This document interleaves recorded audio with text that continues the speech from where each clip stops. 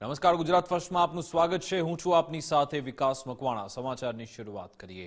વિરમગામના ડાંગર કૌભાંડમાં એક બાદ એક ઘટસ્ફોટ થઈ રહ્યા છે। મુખ્ય આરોપી સુફિયાન મંડલી ઝડપાઈ ચૂક્યો છે અને હવે તેના રિમાન્ડ ચાલી રહ્યા છે અને આ રિમાન્ડમાં આખરી પૂછપરછ દરમિયાન બીજા મહત્વના ખુલાસા થઈ રહ્યા છે। હવે સુફિયાન મંડલી જે વાત કરી રહ્યો છે તેનું કહેવું છે કે ડાંગરના મોટા ભાગના કટ્ટા વિરમગામથી સાણંદ મોકલવામાં આવ્યા હતા।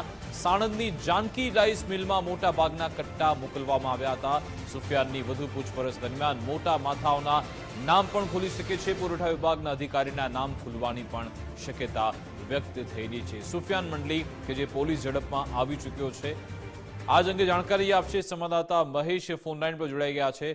મહેશ, કેટલા દિવસ સુધીના રિમાન્ડ ચાલવાના છે અને રિમાન્ડ દરમિયાન કયા કયા મોટા ખુલાસા થઈ શકે છે? એક આ ખુલાસો તો થયો કે સાણંદની આ મિલમાં કટ્ટા મોકલતા હતા, બીજા મહત્વના કયા ખુલાસા થઈ શકે છે? જી વિકાસ, ચોક્કસથી વાત કરવામાં આવે તો 31 ડિસેમ્બર રોજ મામલતદાર દ્વારા જે ટાઉન પોલીસમાં 7 લોકો સામે ફરિયાદ દાખલ કરવામાં આવી હતી, જેમાં 21 ફેબ્રુઆરીના રોજ અમદાવાદ ગ્રામે એસઓજી સુફિયાન મંડલીને માળિયાથી ધરપકડ કરવામાં આવી હતી।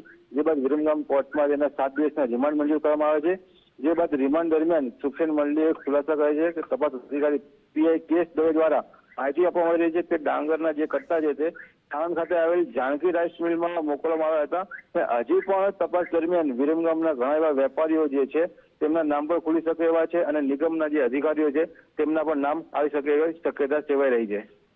વિકાસ, બિલકુલ આભાર મહેશ, તમામ જાણકારી આપવા બદલ, અમારી સાથે જોડાવા બદલ। તો આજ અંગે વાતચીત કરીશું। ન્યૂઝરૂમથી અમારી સાથે ધર્મેશ જોડાઈ ગયા છે। ધર્મેશ, આ સુફિયાન મંડલીએ સીધી જે સરકાર સાથે છેતરપિંડી કરી અને લાખોની કરોડોની છેતરપિંડી કરી હતી, જો કે હવે તેનું કહેવું છે કે તે એક પ્રાઇવેટ મિલમાં આ કટ્ટા મોકલતો હતો, પરંતુ શું એવું લાગે છે કે ફક્ત સુફિયાન મંડલી જ તેમાં જવાબદાર હોય, તેની સાથે સાથે પુરવઠા વિભાગના અધિકારી અને વેપારીઓ પણ એમાં જોડાયેલા હોઈ શકે? વિકાસ, સુફિયાન મંડલીએ જે રાજ ખોલી રહ્યો છે એની પાછળ સૌથી વધુ જવાબદાર રાજકીય ઓત છે અને તંત્રની મિલીભગત છે। સૌથી મોટી વાત એ છે કે જે વિસ્તારમાં ડાંગર પાકતા નહોતા એ વિસ્તારમાં સૌથી મોટું કૌભાંડ કરી અને સુફિયાન મંડલી સહિત 7 લોકો, અને સૌથી મહત્વની વાત વિકાસ એ છે કે સુફિયાન મંડલીને પણ જ્યારે ખૂબ ઓહાપો થયો કે રાજકીય આશ્રય મળી રહ્યો છે ત્યારે એમની ધરપકડ કરવામાં આવી છે।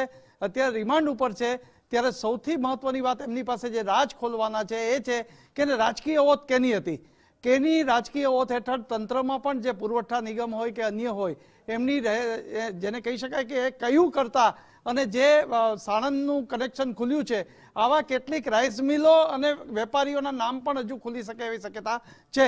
પણ આ તમામ વચ્ચે સૌથી મોટો જે પુરાવો કહી શકાય એ છે કે રાજકીય ઓત કોની હતી, કારણ કે વિરમગામ સહિત સમગ્ર ગુજરાતમાં આ ડાંગર કૌભાંડ એટલું બહુચર્ચિત બન્યું છે।